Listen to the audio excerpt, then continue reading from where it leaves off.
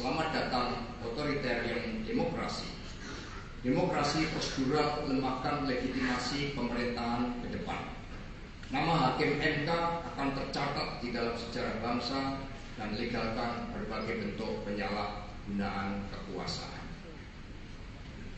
Bahwa keputusan hakim Mahkamah Konstitusi seharusnya didasarkan pada pertimbangan hukum yang jernih, berdasarkan suara hati nurani, keadilan yang hakiki, sikap kenegarawanan. Sekretaris Jenderal PD Perjuangan Hasto Kristianto merespon putusan Mahkamah Konstitusi yang menolak seluruh permohonan dari kubu Anies Mohaimin dan Ganjar Mahfud terkait Pilpres 2024 pada Senin 22 April. Hasto mengkritik para hakim Mahkamah Konstitusi telah melegalkan berbagai bentuk penyalahgunaan kekuasaan. PDIP menilai hakim MK tidak membuka ruang keadilan yang hakiki sehingga MK semakin melegalkan Indonesia sebagai negara kekuasaan. Meski demikian, Hasto menyampaikan terima kasihnya terhadap beberapa hakim Mahkamah Konstitusi yang berani menyampaikan dissenting opinion. Koordinasi nasional, saya akan membacakan rilis media berkaitan dengan apa yang telah diputuskan oleh Mahkamah Konstitusi. Jadi, Pak, tadi ditayangkan gambar bandengnya saja. Rilis media, keputusan Mahkamah Konstitusi legalkan Indonesia negara kekuasaan, melupakan kaidah etika dan moral. Indonesia masuk dalam kegelapan demokrasi.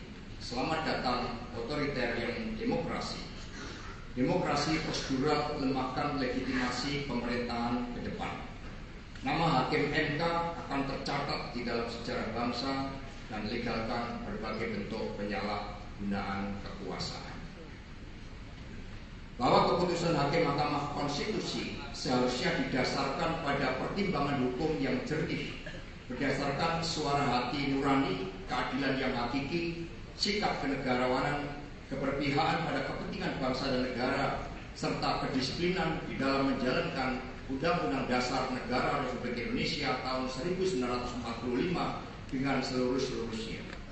Bahwa berdasarkan keputusan Mahkamah Konstitusi atas sengketa pemilu 2024 disampaikan sikap sebagai berikut.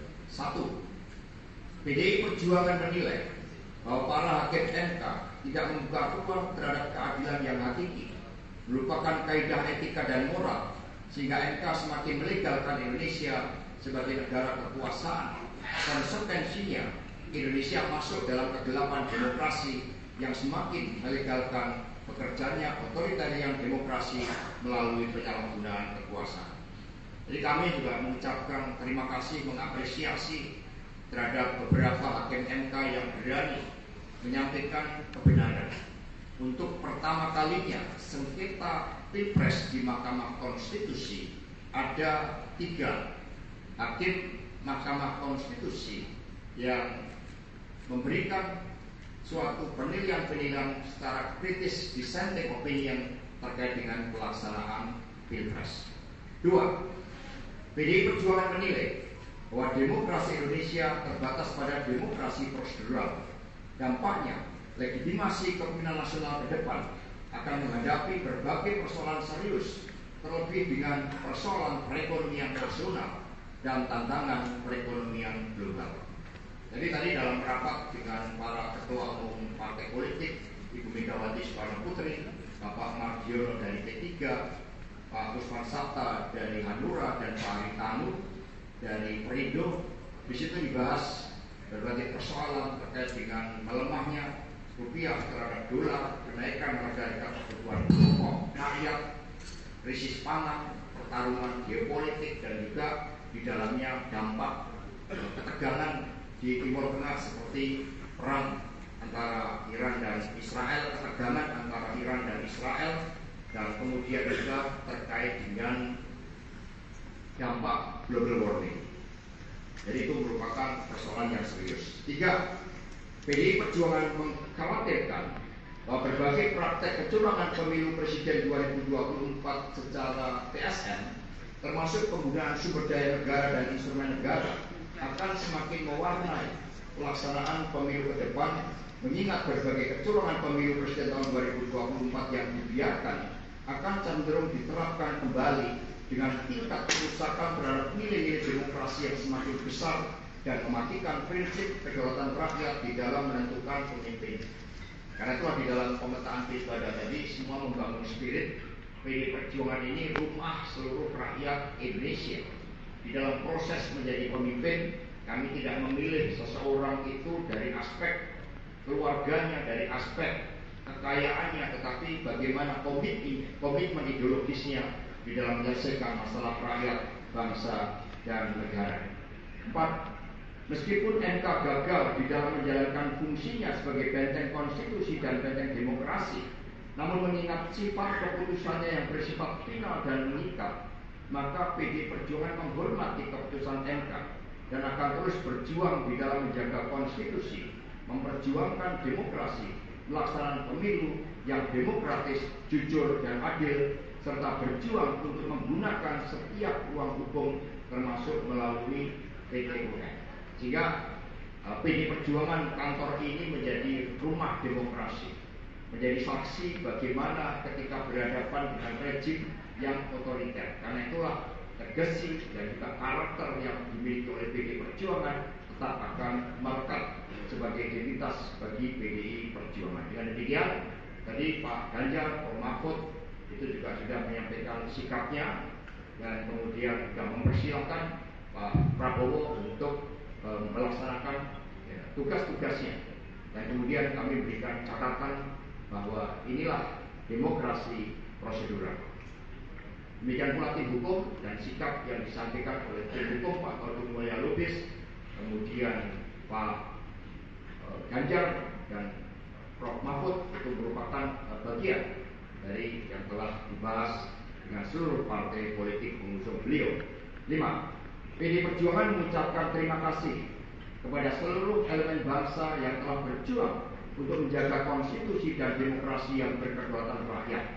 Ucapan terima kasih secara khusus juga disampaikan kepada para guru besar, para cendekiawan, seniman dan budayawan, dan kelompok masyarakat sipil lainnya yang telah berjuang di dalam melawan berbagai bentuk penyalahgunaan kekuasaan. PD Perjuangan juga mengucapkan terima kasih kepada seluruh pendukung Ganjar Mahfud, baik partai politik maupun para relawan yang telah berjuang mati-matian melawan berbagai bentuk kecurangan pemilu presiden tahun 2024. Percayalah bahwa keputusan Hakim MK yang menolak seluruh dalil gugatan akan dicatat dalam sejarah dan keputusan tersebut harus dipertanggungjawabkan terhadap masa depan. Sebab kebenaran dalam politik akan diuji oleh waktu. Satyam Eva Jayati. Dengan demikian seluruh sikap politik dari PD Perjuangan ini senafas dengan apa yang telah Ibu Megawati Soekarno Putri sampaikan di dalam pemikiran beliau yang berjudul Sikap Kenegarawanan Hakim Mahkamah Konstitusi yang kemudian dituangkan menjadi Amicus Curiae sebagai warga negara Indonesia. Pada kesempatan ini PD Perjuangan juga mengucapkan terima kasih kepada seluruh rakyat Indonesia yang telah memberikan kepercayaan kepada PDI Perjuangan, sehingga meskipun tantangannya sangat berat, tetapi PDI Perjuangan mendapatkan kepercayaan rakyat, menang pemilu legislatif 3 kali berturut-turut. Royal kursi di tingkat kabupaten kota menunjukkan peningkatan yang artinya dukungan dari akar rumput, kekuatan rakyat yang memiliki nurani dan mendambakan demokrasi yang berkedaulatan rakyat telah ditunjukkan, sehingga dengan dukungan di akar rumput dengan penambahan perolehan kursi di tingkat kabupaten kota ini menunjukkan kekuatan yang sejati dari PD Perjuangan sebagai partai nasional favorit yang menyatukan kekuatan rakyat. Kepada teman-teman pers, kami juga mengucapkan terima kasih atas dukungannya, bahwa pers juga menjadi pilar yang sangat penting di dalam menjaga demokrasi kita. Maka dengan mengucapkan syukur kehadirat Tuhan Yang Maha Kuasa, rapat koordinasi nasional PDI Perjuangan secara resmi dinyatakan ditutup. Terima kasih.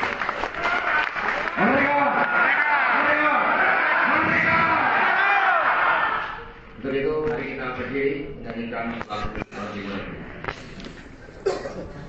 Download Tribun X sekarang, menghadirkan lokal menjadi Indonesia.